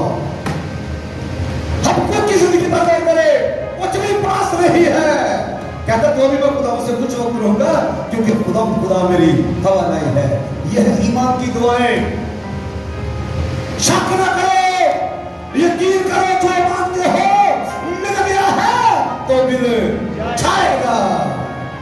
पहले यकीन तो करो ना मिल गया जी,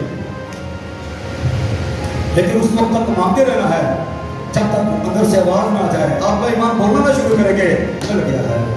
यीशु ने अनजरी अरबा के अंदर यीशु ने जगह जगह दुआ करने की तरकीब की, लेकिन अगली दफा आपने फर्जल दिया तो मैं इन पर भी बातों करूंगा। हर बात में यीशु ने तफसीलें देख के समझाया। दोस्त रात 12 बजे के बाद एक दोस्त के पास रोटी मांगने आया, 3 रोटियां उसने मांगी, यीशु ने दुआ करने का तरीका सिखाया। बेइंसाफ काजी की तफसील देके यीशु ने दुआ करने का तरीका सिखाया कि बेवा बार बार उसके पास आती है। आखिर पर उसने क्या कहा? ये बेवा बार बार आके मेरे नाम में दामना कर दे, इसका इंसाफ कर दो। ना खुदा की कोई परवाह करता ना आदमियों की गई, पर इसका इंसाफ कर दो। क्यों? ये बार बार आती है। तो यीशु ने कहा सुनो, बेइंसाफ काजी क्या कहता है? अगर बेइंसाफ काजी बार बार आने पर इंसाफ करता है तो इंसाफ करने वाला अपने बदनसीबों का इंसाफ क्यों नहीं करेगा? क्यों नहीं दुआ सुनेगा? वो दुआ भी सुनेगा और जवाब भी देगा।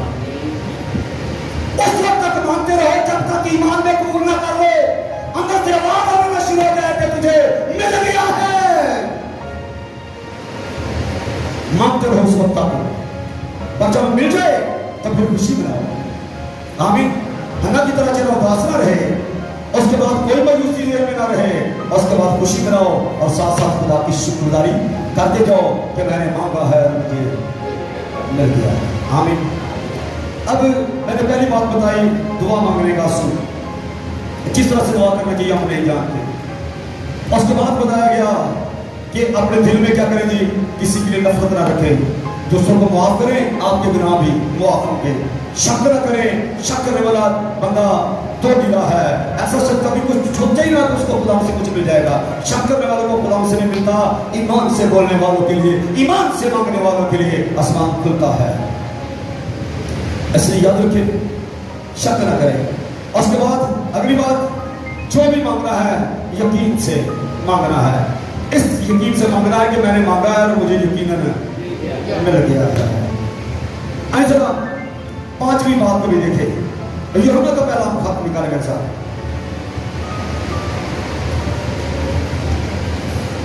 तीसरा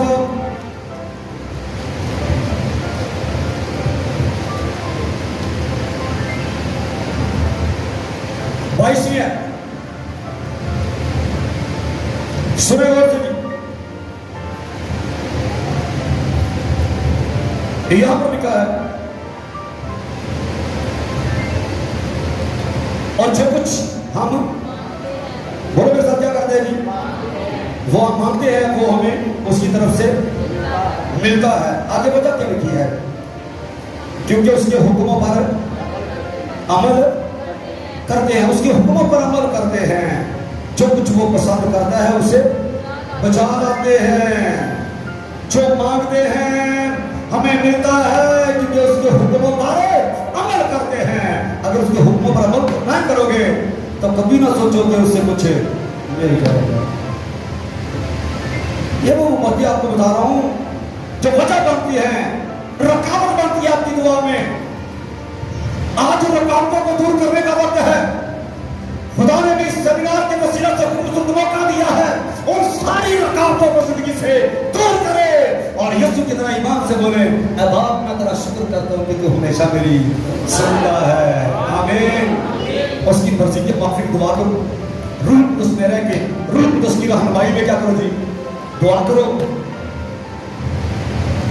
उसके बाद क्या लिखा जी, शक को दिल से दूर करो, शिकायत दूर करो, यकीन से दुआ करो, एक दूसरे को माफ करो, मसीह के हुक्मों पर क्या करो जी, अमल करो। दोबारा सुने, और जो कुछ हम मांगते हैं वो हमें क्या करता है, उसकी तरफ से मिलता है, क्योंकि हम उसके हुक्मों पर क्या करते हैं जी, अमल करते हैं। जो कुछ वो पसंद करता है उसे बजा लाते हैं, यानी अपनी मर्जी नहीं करते बल्कि उसकी मर्जी को पूरा करते हैं। आमीन जी।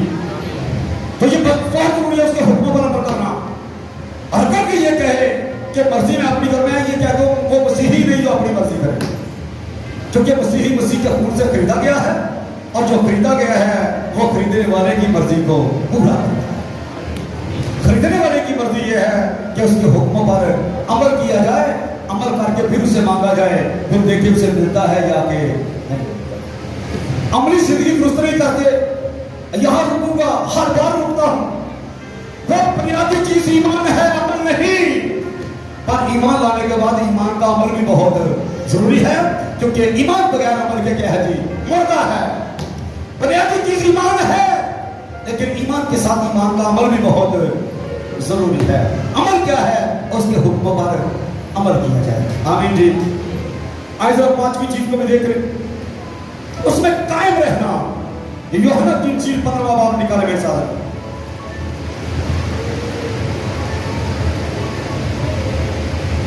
और गौर से सुने, अगर इन सब बातों पर कायम काम करें और कायम ना रहे तो दुआ नहीं सुनी जाएगी।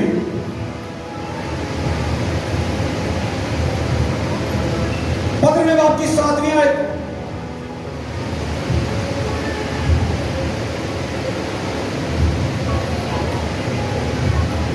यूहन्ना की मार्फत लिखी गई थी, उसका ये 15वां बाब 7वीं से पढ़ लो, लिखा है, अगर तुम मुझ में कायम रहो और मेरी बातें तुम में कायम रहे। आगे क्या लिखा है? तो जो चाहो मांगो वो तुम्हारे लिए। हालेलुया! जो चाहो मांगो, ईमानदारों को बताने की जरूरत नहीं, यीशु वादा कर रहा है उसने कहा मांगोगे तो तुमको। पर अगर उसमें कायम रहो, और कायम किस तरह रहना? जिस तरह डाली अंगूर के दरख्त में कायम रहती है, जिस तरह डाली जुड़ी होती है, उस तरह उसमें क्या करो जी? कायम रहो। उसकी हजूरी का अपने दरमियान बनाए रखो। फिर जो चाहो मांगो वो तुमको क्या करेगा जी? अगर तुम मुझ में कायम रहो, मेरी बातें यानी मेरी बातों पर अमल करें, कायम रहे, तो जो चाहो, छोटी चीज मांगो या बड़ी मांगो, उम्र की दराजी मांगो या रूहानी तरक्की मांगो, जो चाहो मांगो।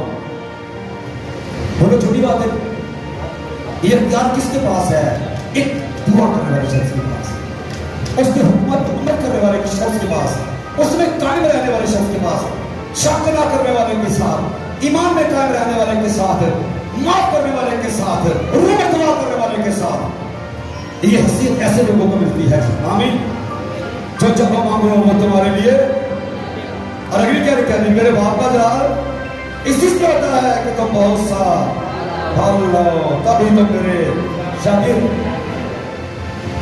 हर कोई कहता मैं शागिर्द हूं, लेकिन उसमें कायम बस नहीं रहते।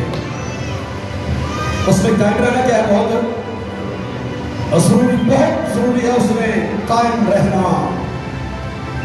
बोलो जी, उसमें अगर कायम ना रहे, ऐसे कायम रहना होता है। ये देखिए, डाली दरख्त के साथ ऐसे जुड़ी होती है जिसमें रत्ती पर भी गुंजाइश नहीं होती, डाली दरख्त का हिस्सा होती है, इस तरह जुड़ी होती है। अगर इस तरह तुम उसमें कायम रहोगे तो जो चाहो मांगो वो तुमको देगा। यहूदा का खत निकाले मेरे साथ।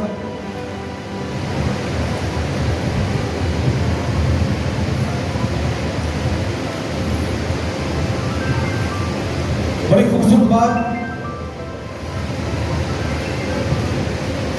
मुकाशवा से पीछे असली क्या है जी? 20वीं आयत। मगर तो मैं प्यारो, आगे क्या लिखा जी? अपने पाक तरीन ईमान में तरक्की करके, आगे क्या लिखा जी? और रूह कुदस में क्या करके जी? दुआ करके। ईमान में तरक्की करके और रूह कुदस में दुआ करो जी। अब पौलुस ने इस बात को बड़ा वाज़ेह किया, बड़ी अच्छी तरह से। गलतियों के खत के अंदर लिखा है, बस मैं क्या करूंगा? अक्ल से भी दुआ करूंगा और रूह से दुआ। या फिर रुकूंगा। मुझे ये बताओ, जिसको अभी तक रूह कुदस का बपतिस्मा नहीं हुआ, क्या वो भी रूह में दुआ कर सकता है? बोले जी, उसे क्या चीज की जरूरत है? वो मांगे। वो अपने मांगने वालों को कभी शर्मिंदा नहीं होने देता। वो मांगे। अगर तुम रूह कुदस में दुआ करोगे, रूह में दुआ करोगे, तो वो तुम्हारे लिए क्या करेगा जी? जो मांगोगे वो तुमको देगा। इसलिए जरूरी है अक्ल से भी दुआ करना, और ये भी जरूरी है रूह में दुआ करना। आमीन जी। बस मैं क्या करूंगा? अक्ल से भी दुआ करूंगा और रूह से भी दुआ करूंगा। अक्ल से दुआ करना, रूह से दुआ करना, दोनों ही तरीके एक ईमानदार पर क्या है जी? लागू है। दोनों तरह से वो दुआ करे जी। क्योंकि जिस तरह से मैं दुआ करना चाहिए हम नहीं जानते, रूह कुदस आपकी क्या करेगा? इस बड़े काम के अंदर मदद करेगा जी। तो यूहन्ना की इंजील निकालें। आखिरी तरीका मैं आपको बताने लगा, 16वां बाब।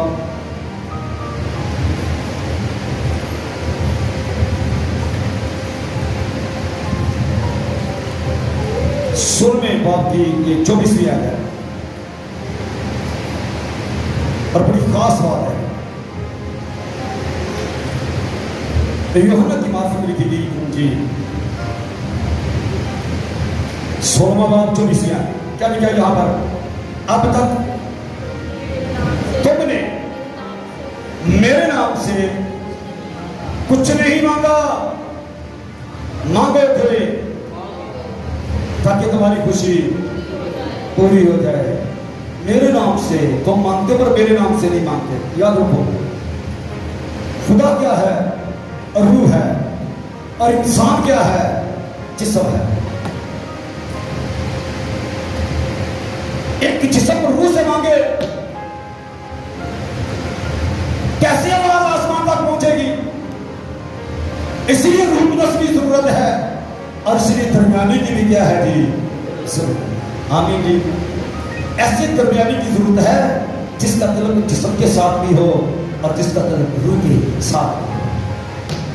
और वो दरमियानी खुदा का बेटा यीशु है, जिसका वास्ता आपके साथ भी है और जिसका वास्ता खुदा बाप के साथ भी है। यीशु ने कहा तुमने मेरे नाम से कुछ भी मांगा, मेरे नाम से मांगोगे तो वो तुमको क्या करेगा जी? तुम देगा। जब हम मांगते हैं तो यीशु नाम से जब मांगते हैं तो आसमानी बाप जानता है कि किस नाम से मांगा जा रहा है। नाम से मुराद उस शख्स की क्या है जी? मौजूदगी। उस शख्स की क्या है जी? मौजूदगी है। तो यीशु की दुआ क्या है? अब आप मैं जानता हूं तू हमेशा मेरी क्या करता है जी? सुनता है। जब उसको दरमियानी ठहरा के, जो आपकी दुआ को भी सुनता है और आपकी दुआ को बाप तक भी पहुंचा सकता है, उसे दरमियानी ठहराओगे, उसके नाम से मांगोगे, बोलो देगा कि नहीं देगा? जरूर देगा, जरूर देगा। यीशु मांगना बाप से है, पर मांगना किस नाम से है? यीशु नाम से। यीशु को दरमियानी बना के, क्योंकि यीशु कहता है कोई मेरे वसीला के बगैर बाप तक पहुंच नहीं सकता। जब तक वो पहुंच ही नहीं सकता तो जवाब कैसे आएगा? आओ उसको दरमियानी बनाए। आमीन। ताकि आपकी कोई ऐसी दुआ ना हो जिसका जवाब आपको ना। यीशु को दरमियानी बनाओ। वो जो दरमियानी है उसको दरमियानी बनाओ, उसको दरमियान में लो। और वैसे भी बताना चाहता हूं, अब आपके पास बहुत बड़ी जलेबी है। आमीन। मैंने क्या कहा? आपके पास बहुत बड़ी जलेबी है, क्योंकि हमारा ऐसा सरदार का है नहीं जो कमजोरी में हमारा हमदर्द ना हो। और जब जलेबी के साथ फजल के तख्त के सामने जाते हैं, बाप के पास जाते हैं, क्यों जलेबी हमें? क्योंकि हमें पता है हमारा कफारा देने वाला मार के तीसरे दिन मुर्दों में से जिंदा होके बाप की दाहिनी तरफ बैठा हुआ है और वहां पर मेरी और आपकी शफाअत कर रहा है। आमीन। कोई ऐसी दुआ हो ही नहीं सकती कि रुक जाए, क्योंकि शफाअत करने वाला बाप की दाहिनी तरफ बैठा हुआ है। जब दुआ का मुख चलाओगे तो यीशु कहेगा इसकी दुआ का जवाब इसको मिलना चाहिए। ये मेरे लहू से पूरी है, ये दुआ का मुख चलाने वाला है, ये मेरी तारीफ करने वाला है। पहले को दरमियानी बनाओ, उसके नाम से मांगो, जो उसके नाम से मांगेगा वो जरूर ही पाएगा। आमीन। उसके नाम से मांगना बहुत ही जरूरी है। और यहां पर मैं ये भी आपको पढ़ के सुना देना चाहता हूं कि यीशु की जो बहुत बड़ी दुआ है, बहुत बड़ी दुआ है, जिसको अक्सर याद किया जाता है। लोग सवाल करते हैं यीशु ने अपनी जिंदगी में सबसे बड़ी दुआ की, वो क्या थी? सुनेगा यूहन्ना की इंजील 17वां बाब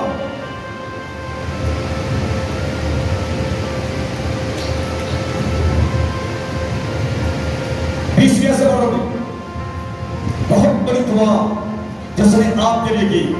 यहां पर लिखा है सिर्फ इन्हीं के लिए दरखास्त नहीं करता, बल्कि उनके लिए भी जो उनके कलाम के वसीला से, इनके कलाम के वसीला से मुझ पर ईमान लाएंगे, ताकि उनको सब क्या हूं जी? एक हूं, यानी जिस तरह बाप तू मुझ में है और मैं वो भी हम में हूं, और दुनिया ईमान लाए कि तू ही ने मुझे, और वो जलाल जो तूने मुझे दिया मैंने उन्हें दिया, ताकि वो एक हूं जैसे हम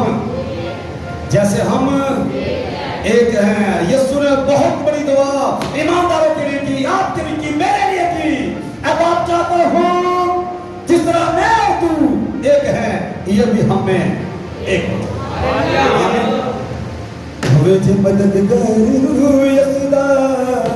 फिर केड़ी बताए जो रह जाएगी। वो कौन सी दुआ है तू सुनी ना जाएगी जब बाप और बेटे के साथ एक हो जाओगे।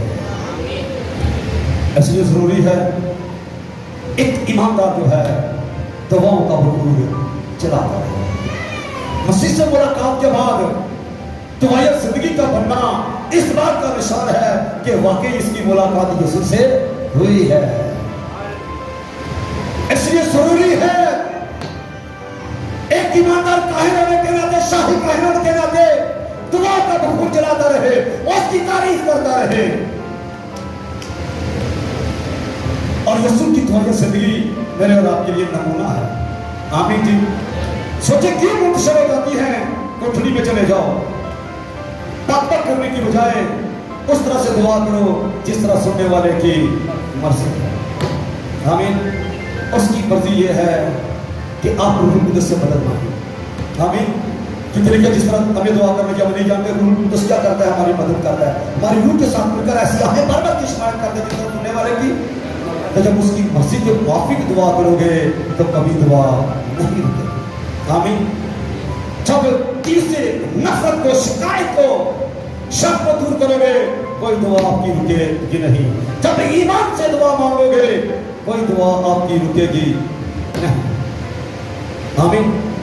और जब रूह कुदस में दुआ करोगे, उसमें कायम रह के दुआ करोगे, उसके हुक्मों पर अमल करके दुआ करोगे, बल्कि मैं ये कहूँगा उसके साथ एक होकर दुआ करोगे, कोई दुआ आपकी कभी भी नहीं रुकेगी। आमीन। आखिरी बात मैं करने लगा हूँ, आखिरी दुआ भी मानने लगा हूं,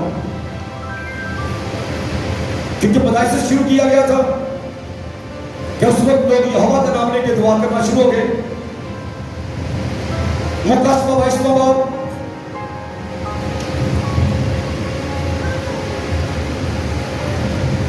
उसकी 20वीं आयत सुनेगा उसे लिखा है यहां पर, जिन बातों की गवाही देता है वो कहता है बेशक मैं जल्द आने वाला हूं। आगे क्या लिखा है जी? आमीन। उसके आगे क्या लिखा है? ऐ गुलाम यीशु। आमीन। आप ये जो तैयारी कर रहे हैं किसके लिए कर रहे हैं? ये जो मसीह के लिए खूबसूरत दुल्हन तैयार की जा रही है इसीलिए की जा रही है कि यीशु जल्द आने वाला है। ईमानदार दुआ कर रहा है यीशु जल्दी। आमीन जी। किताब मुकद्दस को इस दुआ के साथ मांग किया गया है कि यीशु जल्दी आमीन। ये आखिरी दुआ है। और जब आप दुआ करते हैं तो मसीह ने जो असूल सिखाया है, ऐ हमारे बाप कहकर दुआ करें, उसकी तारीफ करें, उसकी बादशाही को अपने सामने रखे जो मोहल्ले डालने वाली है। एक बादशाही आप कर रहे हैं, एक आने वाली 1000 साल बादशाही अभी आने वाली है। अभी आप चुरानी रूह में बादशाही कर रहे हो, चुरानी बदन के साथ बादशाही आप करने वाले हो, बहुत ज्यादा ऐसा करने वाले हो। पैटर्न को याद रखें, हमें यीशु ने जिस तरह सिखाया उस तरह से दुआ करना शुरू करें।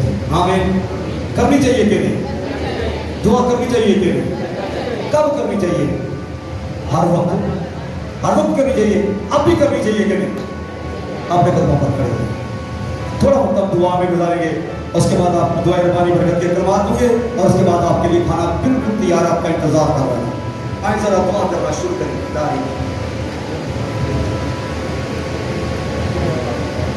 मैं चाहूंगा जल्दी से खड़े होगी, उस तरह से दुआ करें जिस तरह खुदा ने सिखाया। सारी दुआ करना शुरू करें। बाप में यीशु मसीह के नाम से तेरी तमजीद तेरी शुक्रगुजारी करते हैं। ईमान की हालत में हम तेरे हज़ूर मौजूद हैं।